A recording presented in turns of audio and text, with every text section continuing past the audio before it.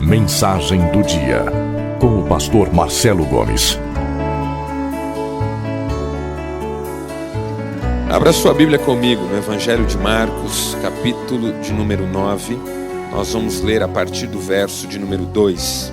6 dias depois, Jesus tomou consigo Pedro, Tiago e João e os levou a um alto monte, onde ficaram a sós. Ali ele foi transfigurado diante deles. Suas roupas se tornaram brancas, de um branco resplandecente, como nenhum lavandeiro no mundo seria capaz de branqueá-las. E apareceram diante deles Elias e Moisés, os quais conversavam com Jesus.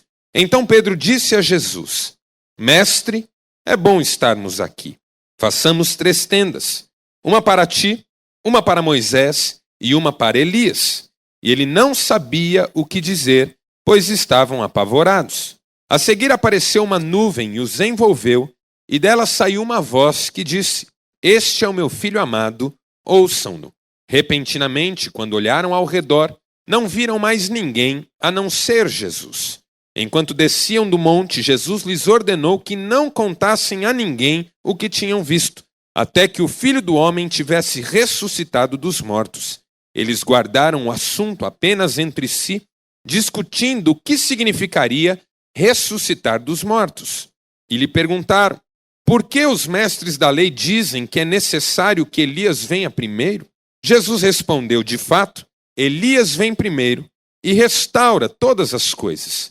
Então, porque está escrito que é necessário que o Filho do Homem sofra muito e seja rejeitado com desprezo? Mas eu lhes digo, Elias já veio e fizeram com ele tudo o que quiseram, como está escrito a seu respeito.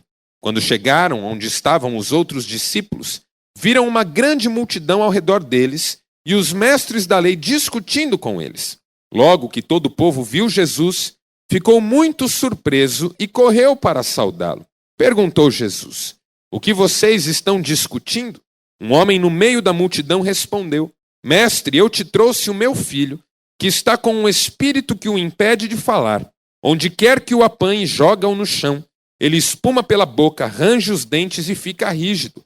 Pedi aos teus discípulos que expulsassem o espírito, mas eles não conseguiram. Respondeu Jesus: ó geração incrédula, até quando estarei com vocês? Até quando terei de suportá-los? Tragam-me o menino. Até aqui, louvado seja Deus pela sua palavra. Eu já disse que o Evangelho de Marcos pode ser dividido em 3 grandes blocos. O primeiro começa no primeiro capítulo, primeiro verso, e vai até o capítulo 8, verso de número 21. E nesse bloco, Jesus desenvolve a maior parte do seu ministério, ora revelando, ora ocultando a sua messianidade. Quando seus milagres fazem com que a fama dele cresça muito, então ele se retira, se afasta e até mesmo pede para que as pessoas mantenham certa discrição. Quando seus milagres trazem oposição, a revolta dos religiosos da época, então ele se afirma e defende mais uma vez o seu significado, o seu papel como representante de Deus nesse mundo. E assim sucessivamente Jesus vai do capítulo 1 até o capítulo 8, denunciando as lideranças da época, condenando os fariseus, condenando a autoridade política e mostrando que elas estão falidas. Do capítulo 6 ao capítulo 8, por exemplo, Jesus multiplica os pães 2 vezes. Uma depois que Herodes mata João Batista e uma depois que os fariseus entram em conflito com ele, para mostrar que a verdadeira liderança não é aquela que está apenas instituída, mas é sobretudo aquela que alimenta verdadeiramente as multidões. Quando chega o capítulo 8, versículo 22, um novo bloco começa e vai até o final do capítulo 10. E esse bloco é muito interessante porque ele é emoldurado por 2 narrativas de milagre. E as 2 são curas de cegos. No capítulo 8, versículo 22, e no final do capítulo 10, você encontra 2 narrativas de cura de cegos, mostrando que o bloco tem a ver com o desafio de abrirmos os nossos olhos para enxergarmos quem seja Jesus. E essa é a pergunta-chave do bloco, porque no capítulo 8, Jesus pergunta para os seus discípulos: quem os homens dizem que eu sou? E os discípulos respondem: alguns dizem Elias, outros dizem Jeremias e outros dizem algum dos profetas. Mas aí Jesus continua e pergunta: quem vocês dizem que eu sou? E aí Pedro se levanta em nome dos discípulos e diz: tu és o Cristo, o Filho do Deus vivo. Aqui está a grande sacada da fé. Aqui está o resumo da nossa convicção. Ele é o Cristo. A palavra Cristo é uma palavra grega que interpreta ou que traduz uma palavra hebraica que é a palavra Messias. A palavra Cristo significa Messias. As duas palavras, uma grega e outra hebraica, são, no português, a palavra ungido ou escolhido de Deus. Tu és o Cristo, Pedro diz, o Filho do Deus vivo. E Jesus elogia Pedro. Elogia Pedro pela sua percepção. Elogia Pedro pela sua declaração. E depois leva esses discípulos ao monte que hoje nós conhecemos como o Monte da Transfiguração.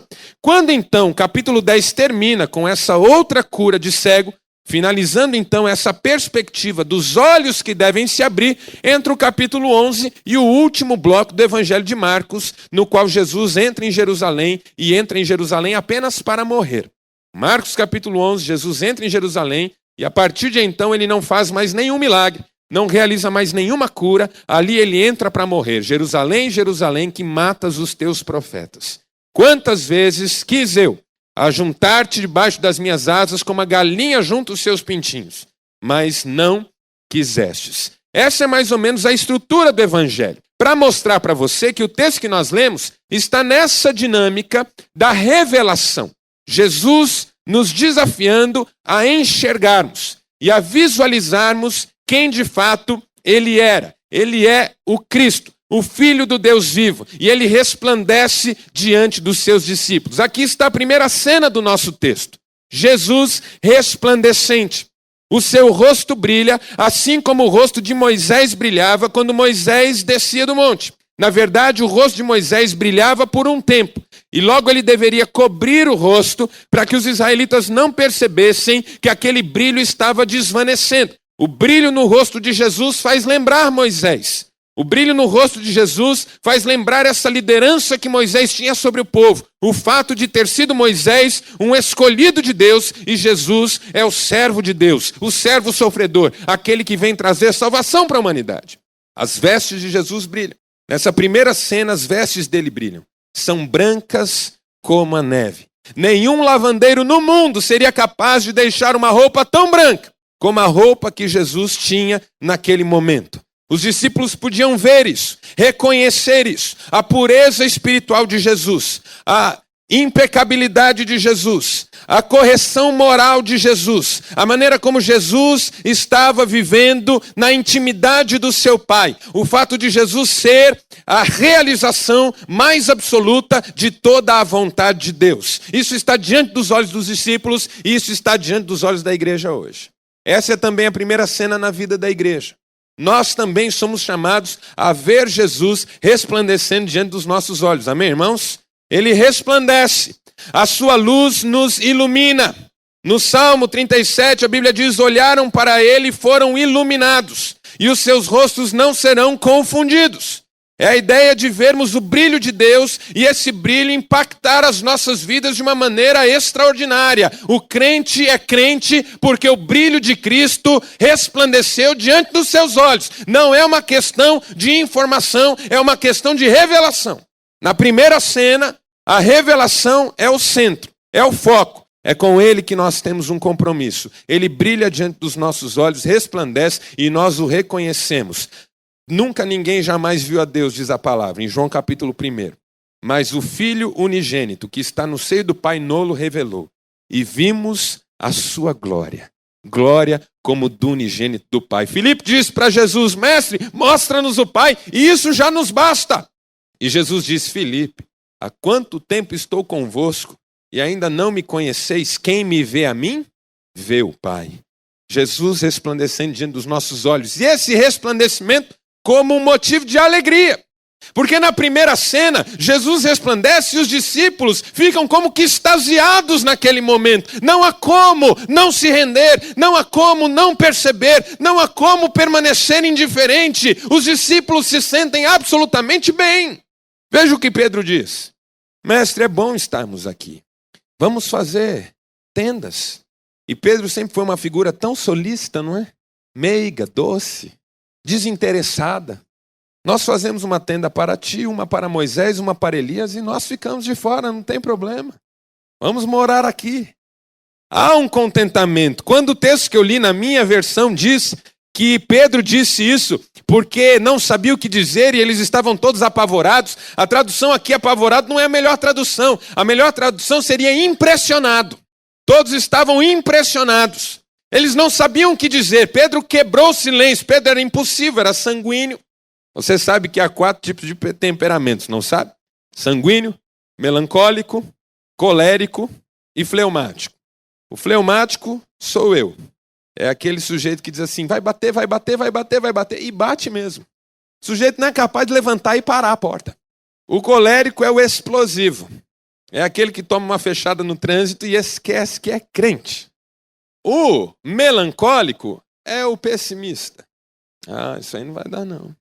Ah, na minha vida nunca dá certo esse negócio. Ah, eu acho que não vai dar. E o sanguíneo é o impulsivo. É aquele que quando você vê, já foi. Já tomou iniciativa, já se antecipou. Pedro era assim. Os guardas vieram prender Jesus. Quando olharam, Pedro já estava cortando a orelha de um. Falava muito rapidamente. Ele é tão sanguíneo que quando ele diz, tu és o Cristo, filho do Deus vivo, Jesus o elogia. E na sequência, Jesus começa a falar da sua morte e Pedro de novo quer chamar a atenção e dizer assim, mestre, não, nada disso vai te acontecer. Jesus disse, para trás de mim, Satanás. Porque quem é impulsivo ouve elogio, mas também ouve reprimenda. E Pedro ouvia reprimenda. E ele era impulsivo, e quando ele percebe que a coisa está muito diferente do normal, e há aquele entusiasmo misturado com essa impressão maravilhosa do que está acontecendo, ele quebra o silêncio e fala bobagem. E diz, mestre, vamos morar aqui. Porque quem não sabe o que dizer deve ficar quieto, para não falar bobagem. Há um provérbio árabe que diz assim, ninguém tem tanta autoridade para falar como aquele que ama o silêncio. Há um outro provérbio que diz, se o que você tem a dizer não é tão belo quanto o silêncio, não diga. Não diga. Sabe quando você entra no elevador do prédio? Eu moro em prédio. E aí você entra no elevador, tem alguém lá. Você não conhece, mas ele é morador, você também, você diz, boa tarde, boa tarde. Calor, né? É, e acho que vai piorar. Aí você não vê a hora de chegar no seu andar, para dizer até logo, até logo. Não sabe o que dizer, não diga nada. Pedro não sabia o que dizer, disse besteira. E aí a voz do céu vem e diz assim, o meu filho é Jesus, ouçam ele. Como que dizendo, Pedro, fique quieto. Você não sabe o que dizer, não fale. Mas a primeira cena é assim. É uma cena em que Jesus tem que brilhar. E a alegria vem no nosso coração. E nós precisamos responder de alguma maneira a essa percepção. Mas a maneira certa de responder é celebrando o fato de Jesus ser o Filho de Deus. Reconhecer que Ele é o Filho de Deus e que Ele é o centro da nossa fé. Essa é a primeira cena. Mas aí vem a segunda cena. E na segunda cena, então, a nuvem envolve Jesus. A voz vem e fala, o Filho é Ele, ouçam a Ele. E de repente, Moisés e Elias desapareceram. Por que Moisés e Elias estavam lá? Porque eles eram os representantes de toda a tradição do Antigo Testamento. Moisés, representante da lei, Elias, representante dos profetas. Se você queria se referir a toda a tradição veterotestamentária, era só usar esses 2 termos, lei e profecia. Por isso que em Mateus capítulo 7, verso 12, Jesus diz o seguinte, tudo quanto, pois, quereis que os homens vos façam, fazei primeiro a eles, porque esta é a lei e os profetas. É uma maneira de resumir a ópera, de falar sobre tudo que já se foi, de tudo que já passou, de tudo que Deus já fez. Lei e profecia, quem está lá atestando a autoridade de Jesus? Moisés e Elias. Representante da lei, Moisés, representante da profecia, Elias. E de repente eles desaparecem. E Jesus volta a estar solitário. E qual que é a sua declaração? Que os discípulos devem descer do monte. Na segunda cena, a revelação dá lugar à contradição. Na segunda cena, a revelação dá lugar à confrontação. E Pedro é obrigado a perceber que as coisas não serão do jeito que ele quer. O desejo dele era ficar no monte. Era morar ali, construir algumas tendas, mas não será do jeito que ele quer. Na segunda cena, na vida do cristão, a gente vai descobrindo que as coisas não serão do nosso jeito. Que Jesus é o Senhor. E que nós estamos aqui para obedecê-lo e para deixá-lo tratar áreas das nossas vidas. A revelação de quem é Cristo dá lugar a uma percepção de quem nós somos e de como nós precisamos ser confrontados. A confrontação na segunda cena ganha ainda maiores contornos quando os discípulos perguntam para Jesus por que é que diz no Antigo Testamento que Elias tem que vir primeiro. E aí Jesus diz, de fato, isso está escrito, porque ele vem para restaurar todas as coisas e inaugurar o caminho do Messias. Se havia uma convicção entre os judeus, era que para o Messias aparecer e ser legítimo no seu ministério, um precursor era necessário. Por isso, aquele texto em que Jesus pergunta para os fariseus e mestres da lei o que é que eles diziam do batismo de João. Era do céu ou dos homens? A pergunta de Jesus não é só uma pergunta da curiosidade ou aquela pegadinha que mostra que Jesus estava antenado nos problemas. A pergunta de Jesus é muito mais séria, porque se os mestres da lei reconhecessem que João Batista era um enviado de Deus, depois de 400 anos em que não se levantou profeta em Israel, a questão é, então ele pode ser o precursor do Messias e Jesus pode ser de fato Messias. Dar o braço a torcer em relação a João era ter que dar o braço a torcer em relação a Jesus. Porque uma exigência da aparição messiânica era o precursor. Voz do que clama no deserto, endireitai as veredas do meu ungido. Se João Batista é o precursor, Jesus é o Messias. O batismo de João era do céu dos homens. Eles disseram, nós não sabemos. Porque se dissermos do céu, vão perguntar por que não cremos. Se dissermos dos homens, a multidão é capaz de nos apedrejar porque todos seguiam João. Você entende a dinâmica aqui? A figura de João aqui? E Jesus disse, se vocês querem entender, João era o Elias que havia de vir. João era o Elias que havia de vir. Em Mateus capítulo, no Evangelho de Mateus, não lembro agora o capítulo, isso fica muito claro. João era o Elias que haveria de vir. Ele já veio, Jesus diz aqui no Evangelho de Marcos. Já veio. Mas a pergunta certa não é essa. Por quê? Porque a questão aqui vai mais fundo ainda. Com a aparição do Messias, os judeus tinham a expectativa da restauração do reino de Israel. A aparição do Messias era para os judeus a certeza de que o reino seria restaurado, que os impérios do mundo seriam destituídos e que o Senhor reinaria para sempre. E aí quando Pedro e os discípulos perguntam por que está escrito que Elias deve ir primeiro, na cabeça deles eles estão recuperando isso. Se o Elias veio, é sinal de que nós começamos a contagem regressiva para voltarmos a reinar. E aí Jesus diz assim, a pergunta não é essa. A pergunta é, por que é que também está escrito que o Filho do Homem tem que sofrer? Por que é que está escrito que o Filho do Homem tem que pagar o preço? Por que é que está escrito que o Filho do Homem tem que padecer muitas coisas? Por que é que Jesus está dizendo isso? Porque, de novo, as coisas não serão do jeito que os discípulos querem. Eles querem que Elias apareça logo e que o Messias se manifeste logo para eles poderem reinar logo. Mas, de novo, não será do jeito que se quer. Importa que o Filho do Homem sofra. Importa que ele padeça, irmãos. Cristianismo não é do jeito que a gente quer. É do jeito que Deus quer. Essa é a segunda cena. Na segunda cena, todas as vontades são contrariadas. Na segunda cena, todos os interesses pessoais são confrontados. Na segunda cena, Pedro não tem o que quer, os discípulos não têm o que quer, é Deus quem dá as ordens e a ordem é vamos descer. As coisas não serão do jeito que vocês querem. Qual é a área que Deus precisa trabalhar na sua vida? O que é que Deus precisa fazer? O que é que esse Jesus que já resplandeceu diante dos seus olhos precisa operar no seu coração? Porque não há como uma visão de quem Jesus seja que não desemboque ou desencadeie uma visão de quem nós somos. Isaías capítulo 6. Isaías capítulo 6 diz assim, no ano da morte do rei Uzias eu vi o Senhor, assentado num alto e sublime trono, e as abas das suas vestes enchiam o templo, havia fumaça no lugar. Serafins voavam de um lado para o outro, eles tinham 6 asas, com 2 cobriam o rosto, com 2 cobriam os pés, com 2 voavam, e diziam uns para os outros, Santo, Santo, Santo é o Senhor dos exércitos, toda a terra está cheia da sua glória, e as bases do limiar tremiam à voz dos que clamavam. Então disse eu, continua Isaías, ai de mim, que vou perecendo. Sou um homem de lábios impuros, que habito no meio de um povo de impuros lábios, e os meus olhos viram o Rei, o Senhor dos exércitos. Não tem como ver a Deus e não olhar para si mesmo, e não perceber essa necessidade, essa pequenez, essa fragilidade, a nossa necessidade de sermos tocados nas nossas feridas, queimados. O anjo foi, buscou uma brasa no altar, tirada com uma tenaz, e tocou nos lábios de Isaías. Eis que essa brasa purifica os teus pecados. Purificação exige queima. O toque da brasa do Senhor. Talvez Deus esteja precisando tocar nos nossos lábios. Tirar a palavra maldita da nossa boca. Aquela palavra de ofensa, de agressão. A palavra de fofoca. O palavrão, a palavra torpe, como a Bíblia diz. Não saia da vossa boca nenhuma palavra torpe, mas somente aquela que for boa para a edificação.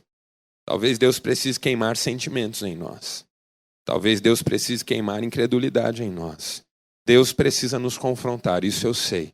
E talvez no dia de hoje você precise ser confrontado. Está disposto? Essa é a segunda cena. Mas aí vem a terceira cena. Eles descem do monte. E na terceira cena, eis um homem desesperado, com um filho terrivelmente endemoniado. O espírito o impede de falar. O lança na água, o lança no fogo, o deixa rígido, o faz sofrer. E o pai está desesperado, não sabe o que fazer. Jesus chega e o que é que ele encontra? Na terceira cena, Jesus encontra mestres da lei e discípulos dele discutindo entre si, porque esse é o máximo que a religião consegue. Discutir as coisas. Mas nem sempre consegue abençoar as vidas. Esse é o problema de toda a religiosidade vazia. Ela é discursiva, argumentativa, mas abençoa muito pouco.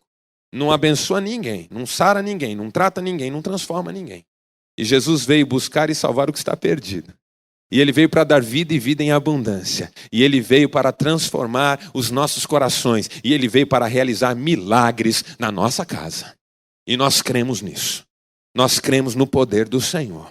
Quando ele desce, na terceira cena ele vê que a religião perdeu o seu valor, a sua função de ser terapêutica na vida das pessoas. Os religiosos discutem enquanto o pai continua sofrendo com seu filho. Jesus tinha tanto problema com a religião que havia perdido o seu poder de abençoar, que um dia ele vai a uma festa religiosa, sobe no alto de um palanque e diz assim: aquele que tem sede vem a mim, e eu lhe darei beber da água da vida. Quem beber da água que eu der não terá sede, e do seu interior fluirão rios de água viva. Irmãos, na terceira cena, a gente descobre que não pode ficar no monte, porque tem muita gente no pé do monte precisando de ajuda, precisando da água que nós já bebemos. Depois que a gente descobre essa água, a gente não quer beber outra coisa. Mas tem muita gente nesse mundo bebendo de um tudo. Gente que tem sede e não tem água, bebe o que tiver à disposição. Um menino caiu num poço, 10 anos aproximadamente, se eu não estou enganado, ficou 8 dias. Sobreviveu bebendo a sua urina. Porque quem tem sede bebe o que está à disposição. Uma vez ouvi um testemunho de uma pessoa que se converteu ao Evangelho. Ela tinha uma depressão terrível e buscou em todos os lugares uma cura para a depressão. Até que um amigo a levou numa iniciativa religiosa em que animais eram sacrificados. E aí o líder daquele ambiente pegou uma galinha, cortou o pescoço da galinha, pegou aquele sangue e jogou em cima daquele sujeito que estava procurando cura para o seu mal. E aí ele ficou com aquele sangue, aquele cheiro horroroso no seu corpo, voltou para casa, tomou um banho, deitou, e ele conta no seu testemunho que nunca ele se sentiu tão mal na sua vida. A depressão ganhou desdobramentos terríveis, ele tinha vontade de se matar. Ligou para o amigo que o levou e disse assim: fulano, eu estou pior. O outro perguntou do outro lado da linha: você tomou banho? Ele disse: tomei. Então, não devia. Você tem que ficar 24 horas para fazer efeito. E aí ele voltou lá para ficar 24 horas para fazer efeito, porque quem tem sede bebe o que você der. Se for lama, bebe lama. Eu estava contando que eu reaprendi a beber água. Porque eu tinha uma doença que foi diagnosticada em mim, um caso raro. Só existia 4 no mundo. Um na Austrália, um na Suíça, um em Guiné-Bissau e o outro era eu. Minha doença era vício em refrigerante, caso raro no mundo. Bebia feito um doido. Um dia decidi parar por completo. Nunca mais vou beber refrigerante. Faz mais de 2 anos que eu nunca mais pus uma gota de refrigerante na boca. Reaprendi a tomar água. E aí sabe o que você descobre? Com uma água cristalina, deliciosa, que a comida tem outro sabor. Que sede você mata com um copo, não precisa tomar 4, 5, 10. Que bênção tomar uma água pura, não é? Pois ofereça essa água que você tem, que é tão limpa, que é tão cristalina e tem tanta gente precisando. Por isso que não pode ficar no monte. É claro que o monte é bom, Pedro disse isso, é bom estarmos aqui, mas lá embaixo tem gente precisando. A mamãe tinha um sonho, minha mamãe. Ela é mãe de 3 filhos, 3 homens. E o sonho dela um dia ela pôs no papel. Ela vai ouvir a mensagem e vai ficar brava comigo. Mamãe, perdoe, por favor. Ela tinha um sonho. Comprar um terreno bem grande e fazer 4 casas com um quintal único. O dia que a Cris viu isso, ela falou, tô fora. Arruma outra para casar. Nesse sonho aí eu não entro não. Deus, para mostrar que não seria do jeito que a mamãe queria, fez 2 dos filhos dela pastores. E os 2 já saíram de perto dela já. Não será nunca do seu jeito, viu, irmã? Então comece a orar já para que Deus faça a vontade dele na vida do seu filho, tá certo? É bom estar junto. Não é pecado a gente se sentir bem por estar junto. Mas é pecado a gente fazer do nosso sentimento de prazer o foco e a ênfase da nossa vida. Estar junto é bom, mas fazer a vontade de Deus é melhor ainda. Abra o seu coração, desça do monte. É ótimo estar no monte, mas é melhor ainda descer dele. Porque no monte nós vemos o brilho de Jesus diante dos olhos. Mas lá embaixo nós vemos o brilho de Jesus expulsando as trevas. No monte nós vemos a voz de Deus dizendo, este é o meu filho. No pé do monte nós vemos a voz de Deus chamando outros filhos para a sua grande família. E nós nos alegramos com isso. Amém, irmãos? Deus quer usar muito você. Desça do monte. Eu quero orar com você. Feche os seus olhos.